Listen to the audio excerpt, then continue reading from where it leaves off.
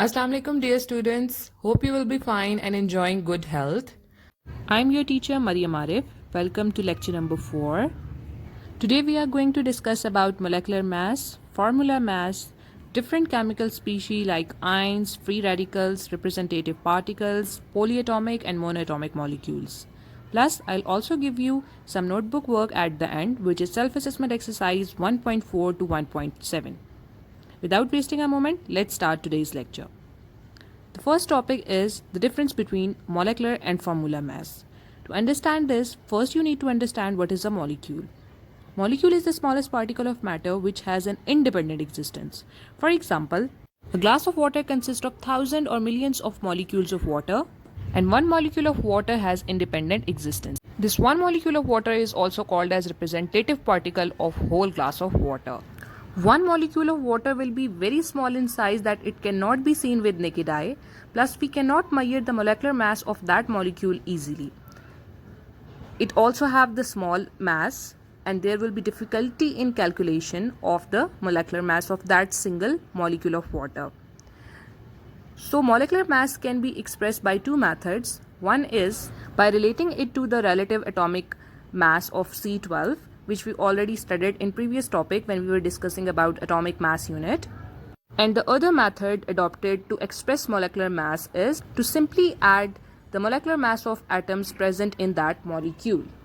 This known molecular mass of every atom was found by scientists using relative atomic mass unit of C12.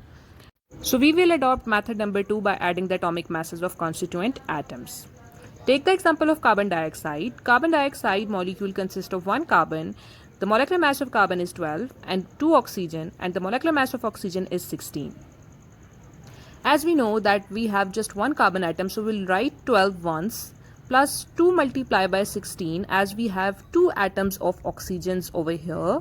So we are going to multiply 2 with 16.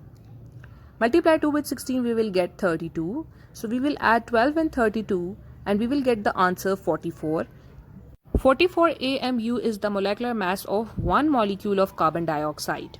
The term formula mass is used for ionic compounds, and the problem with formula mass, it does not consist of any molecule, and the formula of ionic compound represents the ratio of positive and negative ions. Take the example of sodium chloride. Here we will have sodium as a positive ion because it is a metal and it will lose its electron to form a cation. And chlorine will gain that one electron coming from sodium and form anion. So in NaCl, both are present in 1:1. And we will not use the term molecular mass for ionic compounds, but we will use the term formula mass. And the term formula mass is defined as the sum of atomic masses of various atoms represented by the formula of an ionic compound. So whenever we will talk about the molecules consisting of covalent bond in them, we will use the term molecular mass for those molecules. And when we will talk about the compounds consisting of ionic bond in them, we will use the term formula mass. Let's solve the formula mass of some of the ionic compounds. You can see sodium chloride on your screen as ionic bond is present between sodium and chlorine. So we will use the term formula mass, as we know that the atomic mass of sodium is 23 and that of chlorine is 35.5. So we will simply add the atomic masses of both of these elements and we will get the answer 58.5. Don't forget to use the term AMU or simply U, which is the unit of both the molecular mass or the formula mass. Let's take another example, potassium chloride. It also consists of ionic bond between its atom. So for this, we will also use the term formula unit and we will simply add the molecular masses of both potassium and chlorine to get the answer. Next one is sodium sulfate. It also consists of ionic bond between its atoms. Now we have two atoms of sodium, so we will multiply its atomic mass with 2. And we have 4 atoms of oxygen, so we will multiply the atomic mass of oxygen with 4 to get the answer. After multiplying and adding, we will find out that the formula mass of the sodium sulfate Na2SO4 is 142 AMU. Again, I am telling you, don't forget to write the unit AMU or simply U for the molecular mass and formula mass both. Let's take few examples of the molecular mass. You have to find out the molecular mass of ethanol. Ethanol is a molecule consisting of covalent bond between its atoms, so we will use the term molecular mass over here. We will add the atomic masses of all the atoms present in this molecule. We have 2 carbon atoms over here, so we will multiply the atomic mass of carbon with 2. The atomic mass of carbon is 12, so we will multiply 12 with 2. You can write AMU over here as well. Plus, we have 6 hydrogens over here, and the atomic mass of one hydrogen atom is 1.008 AMU. So we will multiply 1.008 with 6, plus we have just one atom of oxygen, so we will add up 16 over here. The answer will be 46.09 AMU. Let's find out the formula mass of NH4NO3. You can see that there are 2 nitrogens over here. Atomic mass of nitrogen is 14, so you will multiply 14 with 2. Plus we have 4 atoms of hydrogen, we will multiply 1.008 with 4. We have 3 oxygen atoms, so we will multiply 3 with 16. And we will get the answer 80.05 AMU. What is the formula mass of NH4 twice CO3, ammonium carbonate? Now here you can see that NH4 twice is representing 2 nitrogen atoms and 6 hydrogen atoms. So you will write 2 multiplied by atomic mass of nitrogen, or you can also solve it like shown on your screens. 2 multiplied by atomic mass of nitrogen, which is 14, plus 4 multiplied by atomic mass of hydrogen, which is 1.008 AMU, plus the atomic mass of carbon, which is 12, plus 3 times the atomic mass of oxygen.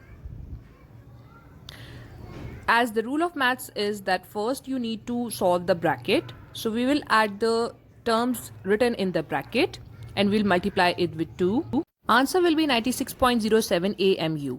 Let's talk about ions. As we know that atoms consist of number of electrons present in their shell.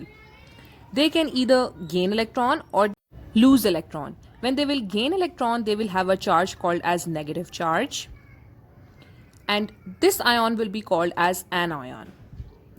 Sometimes the atom also loses electron and gain positive charge.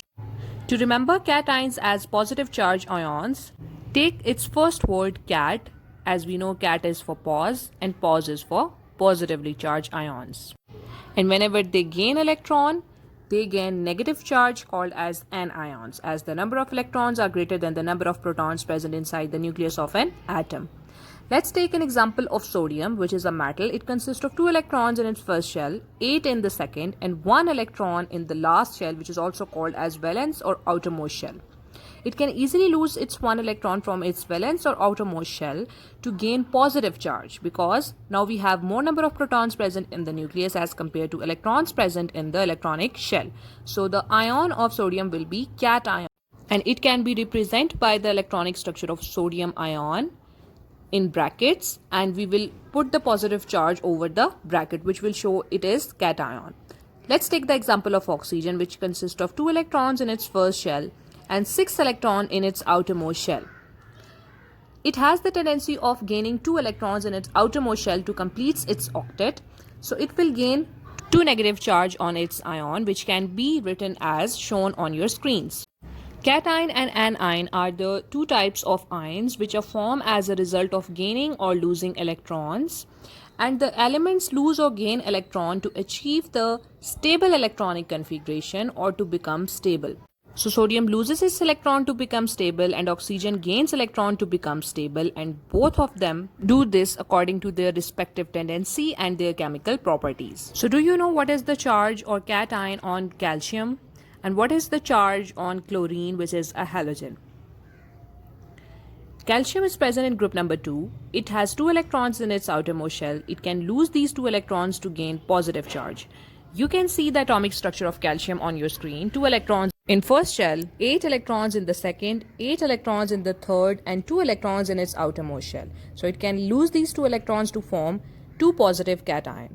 What about Cl? It consists of 7 electrons in its outermost shell, so it will gain 1 electron, and hence the charge on chlorine will be Cl minus 1. Now let's talk about molecular ions. As the name itself indicates, whenever the molecule will lose or gain electron, it will be called as molecular ion. For example, carbonate anion, because carbonate molecule gains 2 electrons to become stable. sulfite anion, it also gain electron to become stable.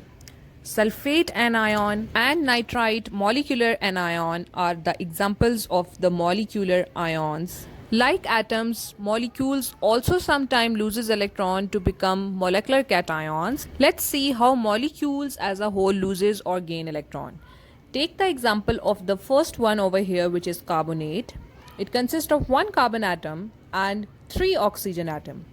As we know that the last shell of carbon consists of 4 electrons and the last shell of oxygen consists of 6 electrons. We have 3 oxygen over here, so we will write oxygen 3 times with their valence shell electrons as shown on your screens.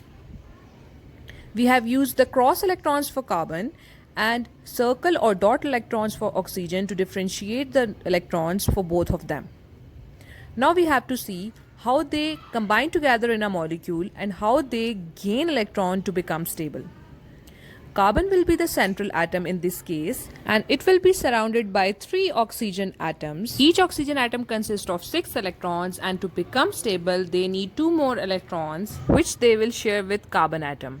So those 2 electrons for oxygen will come from carbon. But there is a problem over here that carbon consists of only 4 electrons from its outermost shell and oxygen needs 2 electrons and there are 3 oxygen atoms, so as a whole 3 oxygen atom needs 6 electrons and carbon consists of only 4 electrons in its outermost shell. From those 4 electrons present in the outermost shell of carbon, 2 will be shared with 1 oxygen atom, 1 will be shared with the other and 1 will be shared with the third oxygen atom. So the 2 oxygen atoms still have the deficiency of 1 electrons each in their outermost shell.